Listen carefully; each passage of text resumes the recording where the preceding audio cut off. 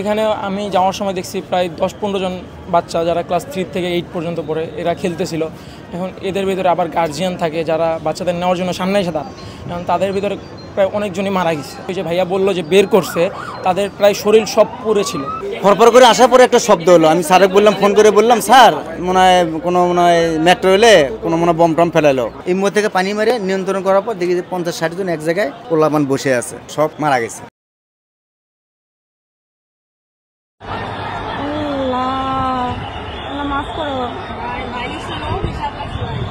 কিরকম আগুনটা লাগছে ভাই,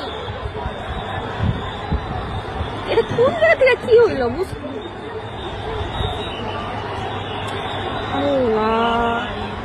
মানুষজন আরো যাইতেছে কেন ওদিক দিয়া? আরে ওদিকে আরে গাছ টাছ না, গাছে বেড়ে গেছে এরকম ভাই। যেই জোরে সাউন্ড হইছে মানে প্লেন থেকে কিছু পড়ছে এরকম লাগতেছে। আল্লাহ ভাই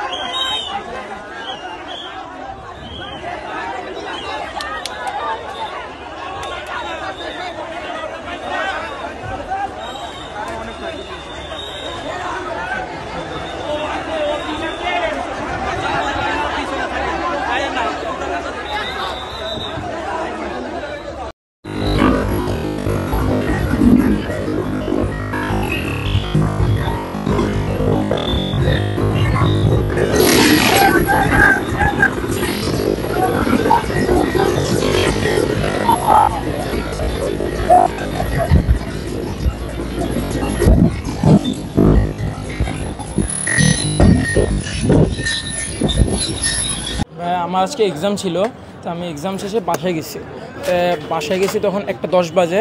তা ফাইটার প্লেনগুলো যেমন অনেক আওয়াজ হয়, তো হঠাৎ করে আওয়াজ হইতেছিল, হঠাৎ করে অনেক জোরে একটা আওয়াজ হলো।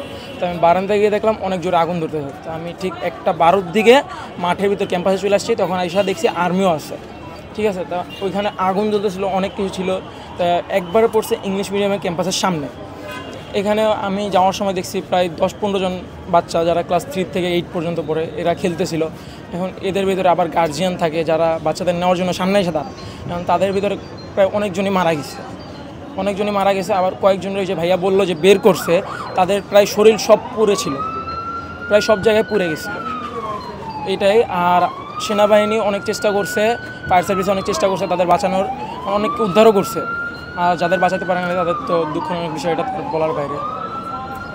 আপনি আসলে সেই সময় কোথায় ছিলেন, কিভাবে ঘটনাটা ঘটে, সেই সময় কোথায় ছিলেন, আবার কি কি কাজে সহযোগিতা করেছেন? আমি বাসায় ছিলাম, বাসা থেকে আসার পর কলেজে এই যে আপনার স্ট্রেচার নিয়ে দৌড়ায় এইসব কাজে হেল্প করছি। পরে আপনার ফায়ার সার্ভিসে যে পানি দিয়ে এইসব কাজে হেল্প করছি, ভলেন্টিয়ারদের পানি দিয়ে সাহায্য করছে, আরও বিভিন্ন কাজে সাহায্য করছে। সেই সময় যারা আহত বা নিহত হয়েছে তাদের পরিবারের কেউ ছিল কিনা বা তাদের? আমার সামনে অনেকেই কাঁদছে, অনেকেই কাঁদছে। তাদের আশ্বাস তো দিতে হবে যে তাদের সন্তান সুস্থ আছে, তাদের খুঁজে বের করতে হবে। যারা বাইচা আছে তাদের ঠিকই পাবে, আর যারা বাইচা না আছে তাদেরও পাবে, এটা হলো মূল বিষয়। আসলে আনুমানিক সংখ্যা আনুপাতিক আপনি কিছু বলতে পারবেন কিনা? 30 থেকে 35 জন।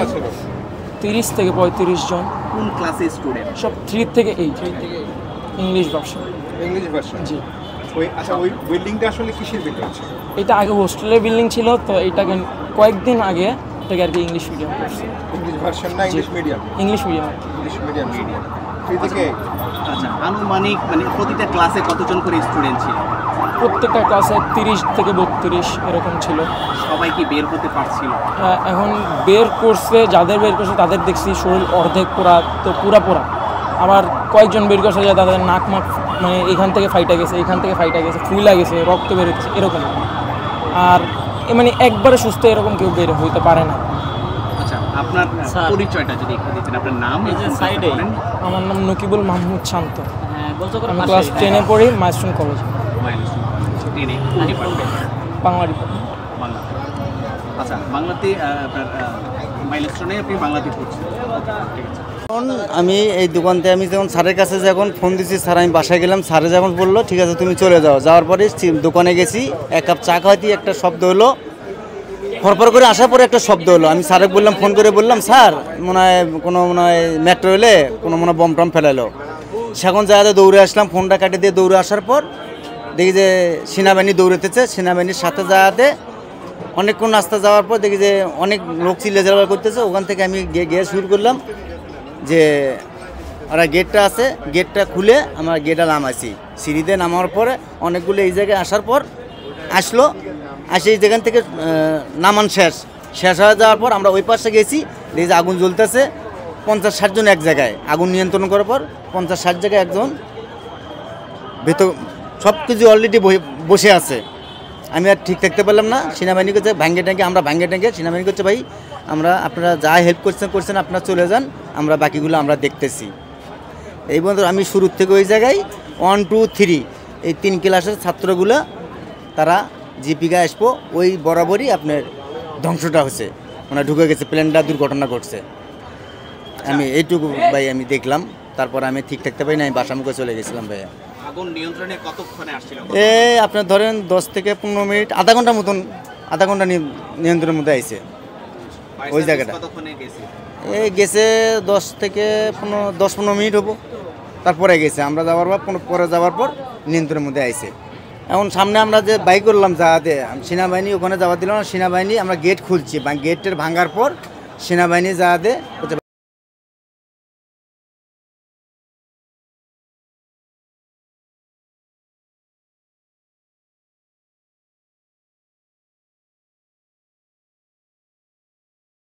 নিয়ন্ত্রণে আসলো, আগুনটা নিয়ন্ত্রণে আসলো। দেখলাম অনেকগুলো কইতেছে, পোলাপান করতেছে ভাই ওই জায়গা পোড়া গেছে। বালতিতে নিয়ন্ত্রণ করার পরই ওখান থেকে পানি মারে, ভেতর থেকে পানি মারে, ইমো থেকে পানি মারে নিয়ন্ত্রণ করার পর দেখি যে 50-60 জন এক জায়গায় পোলাপান বসে আছে, সব মারা গেছে। জি আনুমানিক কত? আমি তো 20, 30, 50 জনের মধ্যে দেখছি। 50 জন হবো একই জায়গায়, যারা বাইরে থেকে আইছে গেটের সামনেই তো, যারা আইছে, যারা বাইরে হওয়ার পায়নি, যারা ব্যাগ মাথা দিয়েছিল তারা মনে করেন আচ্ছা জয় ব্যাগ মাথায় নিয়ে বসে আছে, পুরো একবারে ছাপা হয়ে গেছে। আমি এইটুকু পর্যন্ত দেখছি, তারপরে আমি বাসামুখে চলে গেছি, ঠিক থাকতে পারিনি। পরে তো এখন তো আর যাওয়া যাইতেছে না ওইদিকে। আমি শুরুর থেকে আসছিলাম ওইটা, সূর্য কি ঘটনা হয়েছে। আপনি যে দেখেছেন যে আপনার ঢোকার কতক্ষণ পর সেনাবাহিনী ফায়ার সার্ভিস? সেনাবাহিনীর সাথে সাথেই আমরা সেনাবাহিনীর সাথে সাথে গেছি, সেনাবাহিনী একসাথে গেছি। তারা পাশেই একটা আছে, ক্যাম্প আছে, ক্যাম্পের সাথে সাথে যাওয়া পড়ছে। তারা দেরি করেনি, সাথে যাওয়া দেই, স্কুলের গাড়িটা চলে যাইতেছে, তারা দিতেছে। তারপরে যাওয়াতে আমরা সেনাবাহিনী উদ্ধার করছে বেশিরভাগ।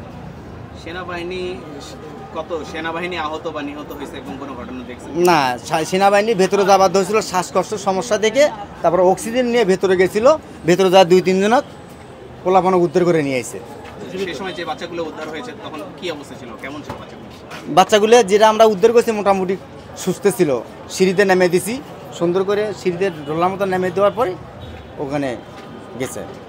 আমি ছিলাম আমার মেডিকেল মুন্সিপালি মেডিকেল থেকে আমরা খবর শুনে 5 থেকে 10 মিনিট ভিতর চলে আসি। এসে দেখি অনেক লোক আহত হয়, ওইগুলো আমার গাড়িতে উঠেছে। আমরা একজনের নিয়ে আমাদের মুন্সিপাল মেডিকেলে ভর্তি করছি। সো পরে আবার এসে রোগী নিয়ে আবার চলে গেছি বাংলাদেশ মেডিকেলে আবার নিয়ে তারপরে আবার এখানে আসছি। আচ্ছা, আপনি কয়বার আপ ডাউন করেছেন? আমি 3 বার আপ ডাউন করছি। 3টা পেশেন্ট নিয়েছেন আর বেশিও নিয়েছেন? না, 3টা পেশেন্ট নিয়েছি। এর ভিতরে আর্মিও আছে, অনেক আহত হয়েছে, বেশি লোক ওনার সমস্যা হয়েছে, ওই যে ধোঁয়ায় মনে হয় নাকেই শ্বাসকষ্টের সমস্যা, এইগুলো বেশি। আপনি যারা ওখানে ছিল তাদের মূলত কি ধরনের ওদের ক্ষতি হয়েছে? ওদের অনেকেরই আছে শরীর পুরো টয়ে গেছে, আবার অনেকে আছে ওই ধোঁয়ায় আক্রান্ত হয়েছে। এর ভিতরে আপনি কোনো না, মৃত্যুদেহ আমি পাই নাই, বাট আমি পাইছি অসুস্থ, ওরা অজ্ঞান অবস্থায় নিয়ে গেছি। হ্যাঁ, এটা আমাদের মনসুর আলী হসপিটালে নিয়ে গেছি রোগী। আচ্ছা, ওখানে একজন নিয়ে গেছি। এরপরে কি আপনারা আবার কি আসছিলেন? হ্যাঁ, আবার আসছি, রোগীটা রেখে আবার চলে আসছি। আচ্ছা, আপনি তো অ্যাম্বুলেন্সের ভিতরে ঢুকছেন, হ্যাঁ, হ্যাঁ। ভিতরে পরিবেশটা কি ছিল? ভিতরে পরিবেশ সে সময় ভয়াবহ ছিল। আমরা যখন যে অ্যাম্বুলেন্সে পাইছে অ্যাম্বুলেন্সের লোক উঠাই দিচ্ছে, তখন পরিস্থিতি খারাপ ছিল। মানে খারাপ ছিল মানে কি ধরনের খারাপ, যদি একটু মানে খারাপের অ্যাকচুয়ালি অর্থ তো তখন অনেক ধরনের। খারাপের অর্থ অনেকে ভিতরে ছিল যারা শ্বাসকষ্ট, ওই যে ওই অক্সিজেন ইয়াটা যায় অনেকে অজ্ঞান হয়ে গেছে ভাই। আচ্ছা, এখন মনে করেন আপনারা যাদেরকে বিভিন্ন হাসপাতালে নিয়ে গেছে সেই সব রোগীর কন্ডিশন কেমন ছিল? সেসব রোগের কন্ডিশন, অনেকের ব্লাড লাগে, ব্লাডের অনেক নিয়ে গেছি, লোক নিয়ে গেছে এই জায়গা থেকে, ব্লাড প্রয়োজন অনেকেরই।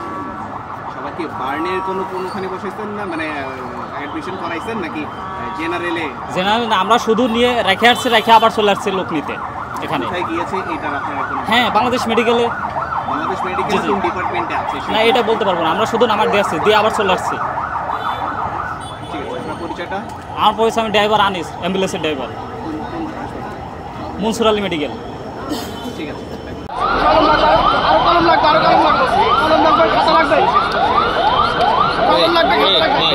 আপনি ভিতরে ঢুকে গেছেন।